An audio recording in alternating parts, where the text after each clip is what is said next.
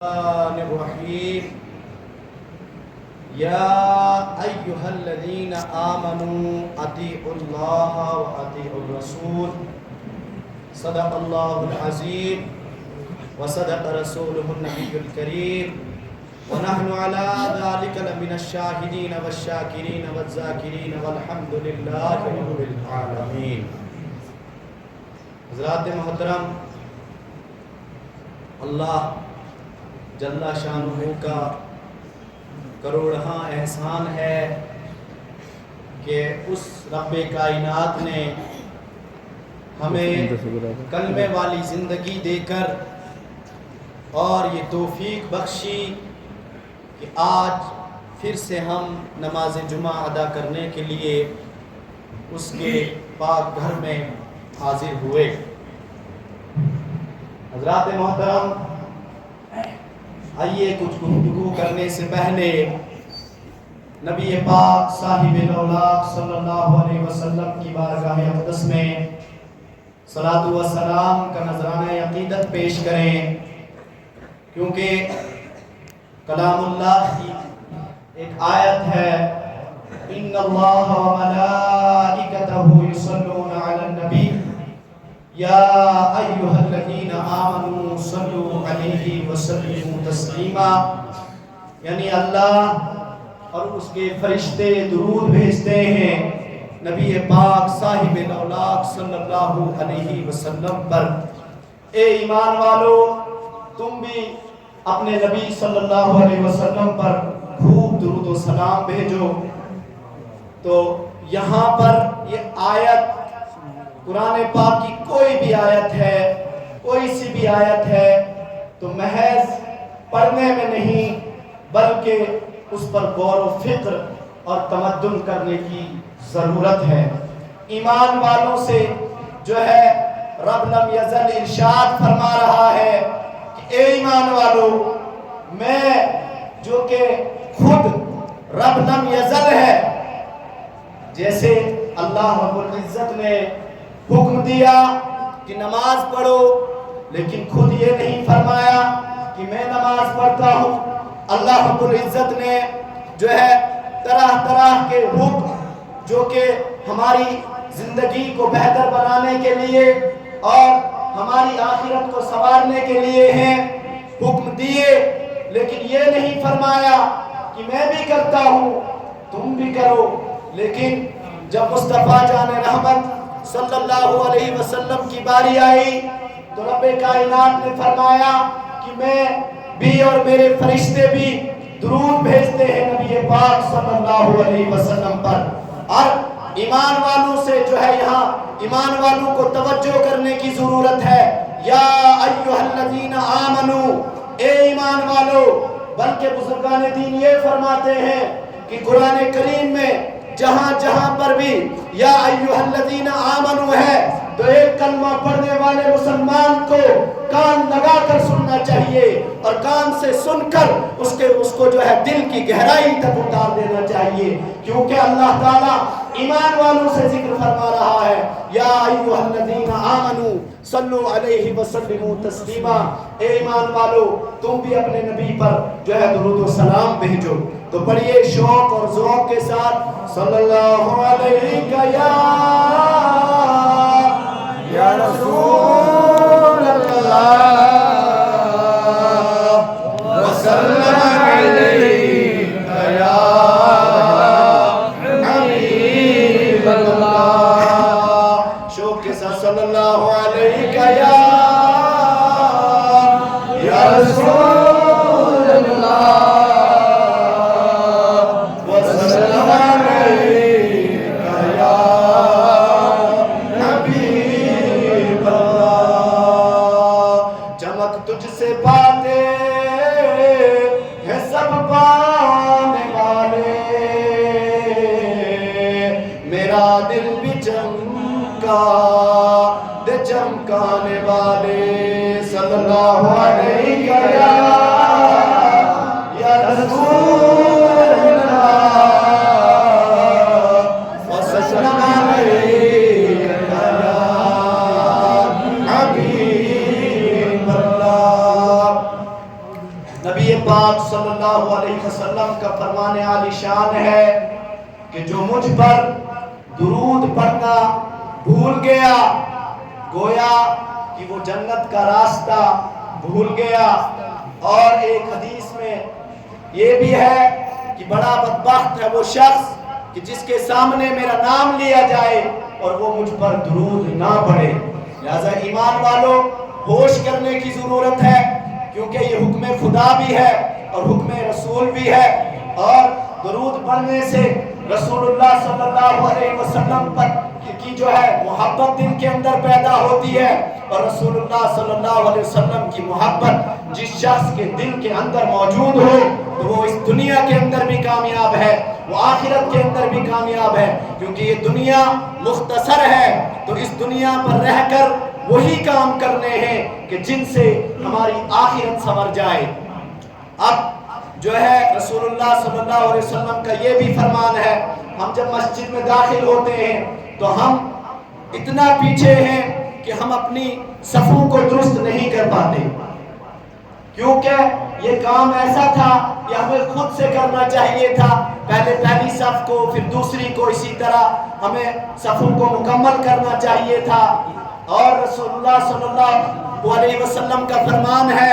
رسول اللہ صلی اللہ علیہ وسلم نے فرمایا کہ جن کی صفیں ٹیڑھی ہیں اللہ تعالیٰ ان کے چہروں اور ان کے دلوں میں اختلاف ڈال دیتا ہے۔ لہذا کوشش کریں کہ جو حضرات نماز سے فارغ ہو سنتوں سے فارغ ہو جاتے ہیں وہ پہلی صف کو مکمل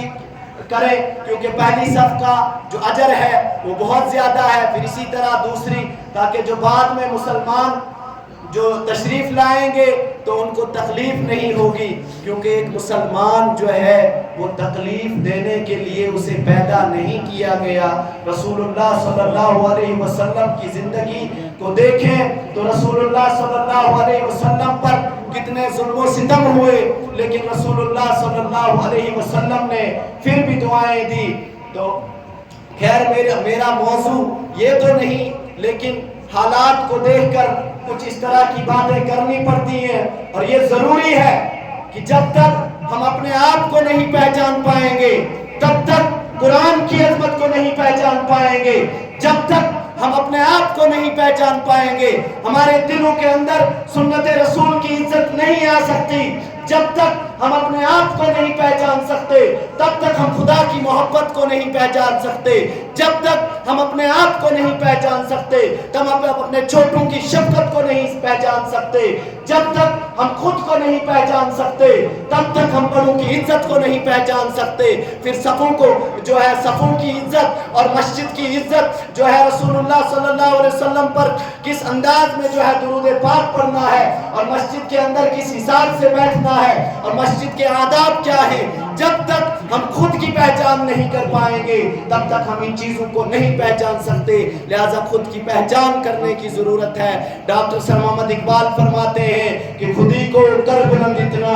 کہ ہر تقدیر سے پہلے، خودی کو کر بلند اتنا کہ ہر تقدیر سے پہلے خدا بندے سے خود پوچھے بتا تیری رضا کیا ہے، خودی کو کر بلند اتنا کہ ہر تقدیر سے پہلے خدا بندے سے خود پوچھے بتا تیری رضا کیا ہے، کیونکہ جب بندہ اللہ کا ہو جاتا ہے تو پھر اللہ سے وہ جو مانگتا ہے اللہ عطا فرماتا ہے، کیونکہ اس کی زبان میں تاثیر ہوتی ہے، اس کے دل میں بھی تاثیر ہوتی ہے۔ اور آیہ کریمہ بھی یہی ہے، یا ایھا الذین آمنوا اطیعوا اللہ واطیعوا الرسول، اے ایمان والو حکم مانو اللہ کا اور حکم مانو رسول اللہ صلی اللہ علیہ وسلم کا۔ آیہ کریمہ پر غور و فکر کرنے کی ضرورت ہے، کیونکہ ایمان والوں سے کہا جا رہا ہے یا ایھا الذین آمنوا اطیعوا اللہ واطیعوا الرسول، اے ایمان والو حکم مانو کس کا؟ اللہ کا۔ آج ہم حکم بڑے مانتے ہیں، دنیا کی طلب نے ہمیں غرق کر دیا ہے، طرح طرح کی مصیبتیں، پریشانیاں، آزمائشیں، یہ اگر کسی وجہ سے ہیں تو یہ ہماری سرکشی ہے، کیونکہ ہمارے دلوں کے اندر خوف خدا نہیں رہا، خوف رسول صلی اللہ علیہ وسلم نہیں رہا، یہ ہماری بزدلی ہے۔ اگر ایک طرف ہمارے پاس بڑے بڑے بنگلے، گاڑیاں اور طرح طرح کے لباس، طرح طرح کے فیشن، اور دوسری ایک طرف ہمارے پاس جو ہے مغرب کی طرف ہم جو ہے ہمارا سفر جو ہے رواں دواں ہے، اور دوسری طرف جو ہے اطاعت رسول اور اطاعت خدا ہم سے چھوٹی جا رہی ہے۔ لہذا مسلمانوں غور کرنے کی ضرورت ہے۔ مقررین آتے رہیں گے، آپ کو بتاتے رہیں گے، وہ اپنا حق ادا کریں گے، وہ بتائیں گے، لیکن عمل کرنا ہے ضروری، کیونکہ عمل سے زندگی بنتی ہے، جنت بھی جہنم بھی۔ عمل سے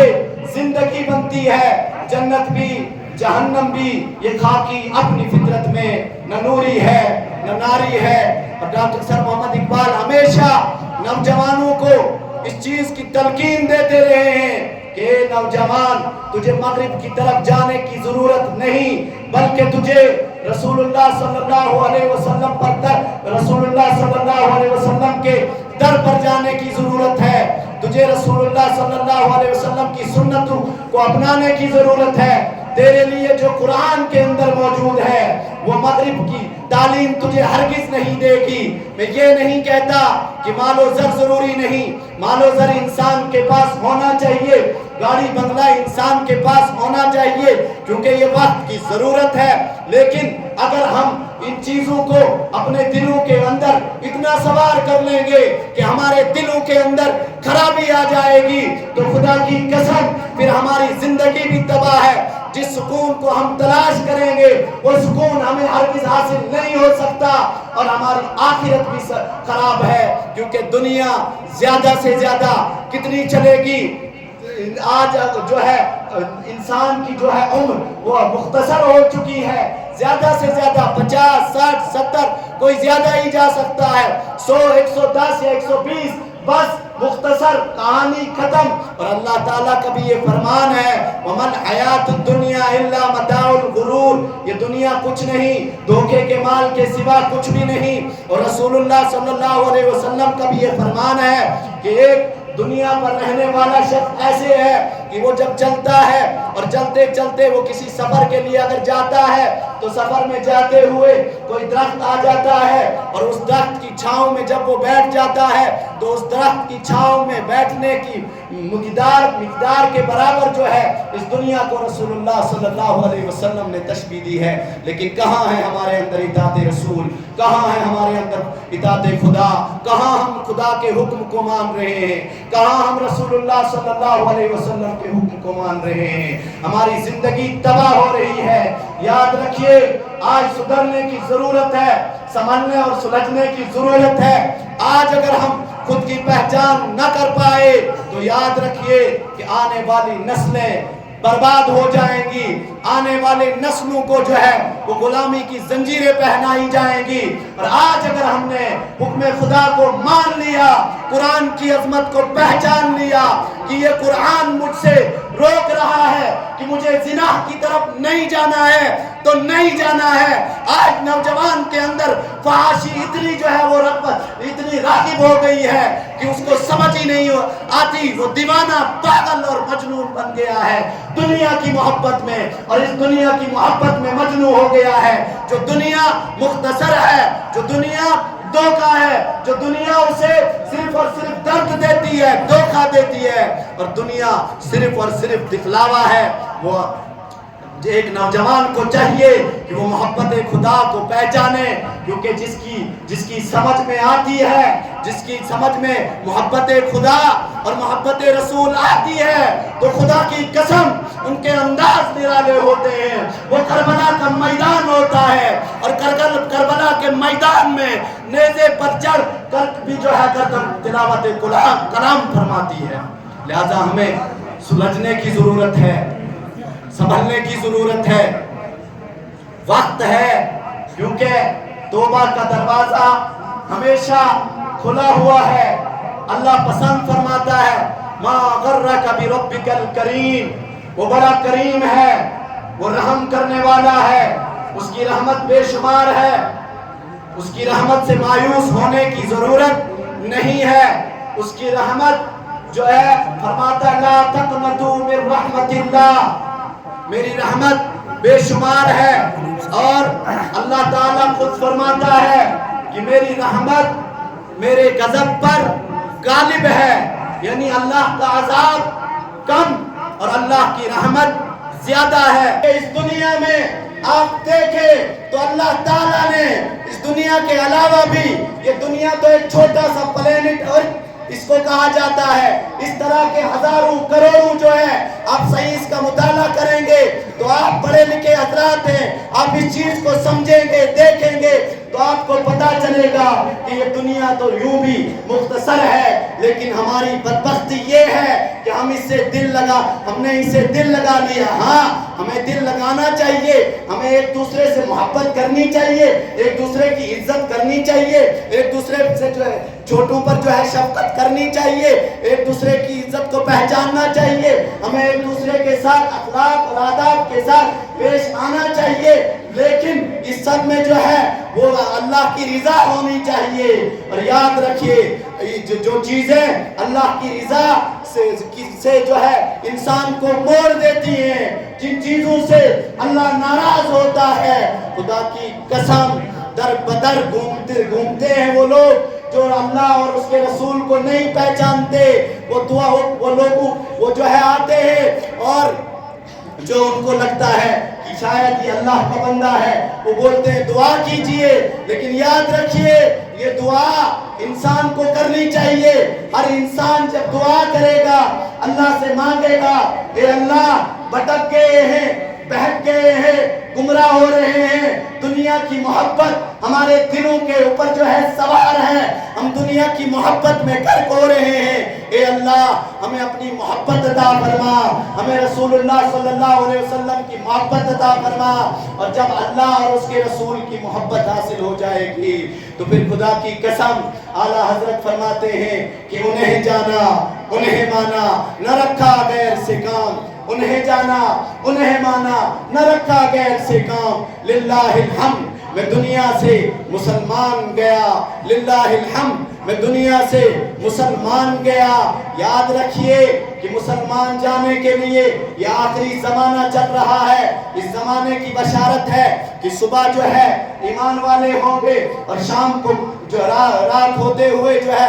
وہ کفر پر ہوں گے۔ اس دور میں ایمان بچانا بہت ضروری ہے، کیونکہ چاروں طرف جو ہے فحاشی پھیل چکی ہے، انسان جو ہے بزدلی کا شکار ہو چکا ہے، انسان جو ہے وہ طرح طرح کی جو ہے دنیاوی چیزوں میں محو ہو رہا ہے، اور ایک طرف ایمان ہے، ایک طرف اسلام ہے، ایک طرف اللہ کی محبت ہے، رسول اللہ صلی اللہ علیہ وسلم کی محبت ہے، اس کو اپنانے کی ضرورت ہے۔ جو اپنا لیتے ہیں ان کے انداز نرالے ہوتے ہیں۔ حضرت عمر فاروق رضی اللہ تعالیٰ عنہ اسلام سے پہلے انہیں کوئی نہ جانتا تھا، لیکن خدا کی قسم رسول اللہ صلی اللہ علیہ وسلم کے قدموں سے لپٹنے کے بعد ان کا مرتبہ اتنا بلند ہو جاتا ہے کہ قیامت تک، بلکہ قیامت آنے کے بعد، یہ دنیا ختم ہونے کے بعد اللہ رب العزت کا وعدہ ہے کہ تمہیں ہمیشہ ہمیشہ کی راحتوں کے حوالے کیا جائے گا۔ اس چیز کو بھی تو سمجھو نا مسلمانوں، کیونکہ یہ دنیا ایگزام کا، دنیا آزمائش کا، دنیا پریشانیوں کا گھر، مصیبتوں اور دقتوں کا۔ کون کہتا ہے کہ مومن مر گیا؟ جو مومن مسلمان ہوتے ہیں ان کے انداز نرالے ہوتے ہیں، اور ان پر یہ دنیا ایک قید خانے کی طرح ہوتی ہے، کیونکہ آنکھیں تو اللہ رب العزت نے انہیں بھی عطا کی ہیں، وہ چاہتے تو اپنی آنکھوں سے دیانت کرتے، لیکن ایسا ہرگز نہیں ہے، کیونکہ جن آنکھوں میں رسول اللہ صلی اللہ علیہ وسلم کا نور بس جائے اور اللہ کا خوف بس جائے، جن دلوں کے اندر اللہ کا خوف بس جائے تو وہ ہرگز گمراہ نہیں ہوتے۔ اللہ ان کی مرتبوں کو بلند فرما لیتا ہے، اللہ ان کے مقام الگ کر دیتا ہے، اور وہ پھر ان کے انداز یوں ہوتے ہیں کہ کون کہتا ہے کہ مومن مر گئے، کون کہتا ہے کہ مومن مر گئے، قید سے چھوٹے وہ تو اپنے گھر گئے، اصلی گھر یہ نہیں، اصلی گھر مرنے کے بعد ہے، اصلی زندگی مرنے کے بعد ہے، کیونکہ انسان کو جو ہے اللہ کے وعدے کے مطابق موت کا مزہ چکھنا ہے۔ کل نفس ذائقۃ الموت، موت ہر انسان کو آنی ہے، اور اگر کوئی نہ سمجھے تو اسے سوچنا چاہیے کہ موت تو آنی ہے۔ موت اگر آئے تو سجدہ کرتے کرتے آئے تو خدا کی قسم کیا نرالی موت ہے۔ موت اگر آئے تو رکوع کرتے کرتے آئے، کیونکہ خود کو ویسا بنانے کی ضرورت ہے مسلمانوں، کیونکہ جب ہم خود کی پہچان کریں گے ہمیں اللہ رب العزت کی بھی پہچان ہو جائے گی، ہمیں رسول اللہ صلی اللہ علیہ وسلم کی سنتیں بھی سمجھ میں آنے لگیں گی، اور پھر ان چیزوں پر جو ہے پھر ہمیں عمل کرنے کی سمجھ بھی آنے لگے گی۔ اور حکم مانو اللہ کا، پھر حکم ماننا اللہ کا کیا ہے؟ اللہ رب العزت نے اپنے نبی پر جو ہے وہ قرآن نازل فرمایا، اور یہ وہ قرآن ہے جو قرآن نبی پاک صلی اللہ علیہ وسلم کے دل مبارک پر نازل ہوا۔ اگر یہ پہاڑوں پر نازل ہوتا تو پہاڑ ریزہ ریزہ ہو جاتے، لیکن یہ رسول اللہ صلی اللہ علیہ وسلم کی برداشت ہے کہ وہ اس امت کے لیے دل مبارک پر وہی خدا نازل ہو رہی ہے، اور اس چیز کو برداشت کر رہے ہیں، اور دوسری طرف سجدے میں جا کر ربی حبلی امتی کی صدائیں لگا رہے ہیں۔ لیکن خدا کی قسم ہماری بزدلی اور ہماری خیانت اتنی ہے کہ ہم رسول اللہ صلی اللہ علیہ وسلم کی سنت کو چہرے پر نہیں سجا سکتے۔ ہمارا حال یہ ہے کہ سنت رسول صلی اللہ علیہ وسلم کو نہیں اپنا سکتے، اور حکم مانو خدا کا، حکم مانو اس کے رسول کا۔ تو حکم ماننا خدا کا کیا ہے؟ اللہ نے جو قرآن نازل فرمایا، پھر ہمیں اس قرآن کو جاننے کی فکر لگے گی۔ جب ہم خود کی پہچان کر لیں گے، جب خود کی پہچان ہو جائے گی کہ ہمارا مقصد کیا ہے، ہمیں رب لم یزل نے کیوں بھیجا ہے، تو اس وقت جو ہے ہم قرآن کی عظمت کو پہچانیں گے، اور جب ہم قرآن کی عظمت کو پہچانیں گے پھر اس کو پڑھیں گے، اور اس کی آیات جو اس کی قرآن پاک کی جو آیات ہیں پھر ان پر عمل کرنا شروع کریں گے، اور جب عمل کرنا شروع کریں گے پھر ہمیں اطاعت رسول بھی سمجھ میں آئے گی، اور جب اطاعت رسول سمجھ میں آئے گی تو پھر ہمیں عادات بھی سمجھ میں آئے گی، کیونکہ مسلمان کے لیے رسول اللہ صلی اللہ علیہ وسلم کی زندگی بہترین زندگی ہے، ایک نمونے کے طور پر پیش کی گئی ہے۔ لیکن مسلمان جو ہے وہ مغرب کی طرف جا رہا ہے، اسے انگریزوں کا فیشن جو ہے درست لگ رہا ہے، وہ سوشل میڈیا کا شکار ہو چکا ہے، وہ فون میں محو ہو چکا ہے، وہ جو ہے فحاشی میں محو ہو چکا ہے، وہ دنیاوی محبت میں غرق ہو چکا ہے، اسے یہ ساری چیزیں سمجھ میں نہیں آ رہی۔ لہذا مسلمانوں سمجھنے کی ضرورت ہے، ہوش کرنے کی ضرورت ہے، سلجھنے کی ضرورت ہے۔ اللہ رب اگر علم نہیں ہے تو علم سیکھنے کی ضرورت ہے، اور اگر اتنا علم نہیں آتا ہے تو پھر ایسے بندوں سے جو ہے لگنے کی ضرورت ہے جن کا تعلق اللہ کے ساتھ بہتر ہے۔ پھر ہمیں مدارس کے ساتھ جڑنے کی ضرورت ہے، پھر ہمیں مسجدوں میں آنے کی ضرورت ہے۔ خدا کی قسم مسلمان جب اپنے کردار پر پورا اترے گا تو پھر کربلا کا میدان ہوتا ہے، اور ایک طرف ہزاروں کی تعداد ہوتی ہے اور ایک طرف 72 ہوتے ہیں، بدر کا میدان ہوتا ہے، ایک طرف 313 ہوتے ہیں اور ایک طرف ہزاروں کی تعداد ہوتی ہے۔ لیکن آج ہم جو ہے وہ ہاہکار کا شکار ہو چکے ہیں، آج جو ہے ہم اس چیز کا شکار ہو چکے ہیں کہ مسلمان دب رہا ہے، مسلمان پس رہا ہے، مسلمان پر ظلم و ستم ہے۔ نہیں مسلمان، تم پر کسی نے ظلم و ستم نہیں کیا، جو بھی کیا تم نے خود کی زندگی کے ساتھ خود کیا، لہذا سلجھنے کی ضرورت ہے، سنبھلنے کی ضرورت ہے۔ اور علامہ اقبال فرماتے ہیں ایک جو ہے مسلمان کو ایک جو ہے باز کی طرح ہونا چاہیے، کیونکہ باز جو ہے وہ آشیانہ نہیں بناتا، کیونکہ وَمَا الْحَيَاةُ الدُّنْيَا إِلَّا مَتَاعُ الْغُرُورِ، یہ دنیا جو ہے مختصر ہے، اور انہوں نے فرمایا کہ اس مختصر دنیا پر رہ کر زیادہ ڈیرا ڈالنے کی ضرورت نہیں ہے، بلکہ باز کی طرح رہنا ہے۔ اور باز کی یہ پہچان ہے کہ فرمایا پلٹنا، جھپٹنا، جھپٹ کر پلٹنا۔ بتاؤ یہی انداز کربلا کے میدان میں تھا، یہی انداز بدر کے میدان میں تھا، وقت ہو چکا، اور پلٹنا، جھپٹنا، جھپٹ کر پلٹنا لہو گرم رکھنے کا ہے ایک بہانہ، لہو گرم رکھنے کا ہے ایک بہانہ. مسلمان کا خون جو ہے وہ گرم رہنا چاہیے، اور وہ گرم تب رہے گا جب وہ اطاعت رسول اور اطاعت خدا کو پہچانے گا. لہو گرم رکھنے کا ہے ایک بہانہ، یہ پورب یہ پچھم چکوروں کی دنیا،